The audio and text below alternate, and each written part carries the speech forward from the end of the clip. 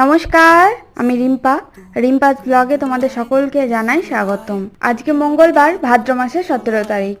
ছাদে একটা টবে কুলেখাড়া গাছ লাগিয়েছিলাম, আজ সেগুলোই মাকে তুলে দিচ্ছি রান্না করার জন্য।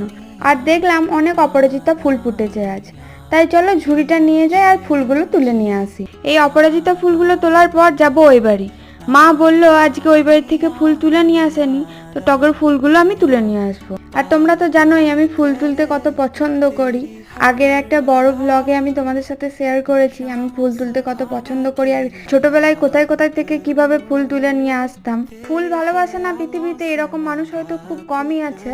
তো যাই হোক, সবার পছন্দ তো সব সময় এক হয় না, সবার পছন্দ আলাদা আলাদাই হয়। তো চলো ওই বাড়ি যাই, ফুলগুলো তুলে নিয়ে আসি। আর আজকের ভিডিওটা তাহলে এখানেই শেষ করছি। দেখা হবে আবার পরের দিন, পরের একটি মিনি ব্লগে। ততক্ষণের জন্য সবাই সুস্থ থাকবে, সাবধানে থাকবে, ভালো থাকবে। টাটা।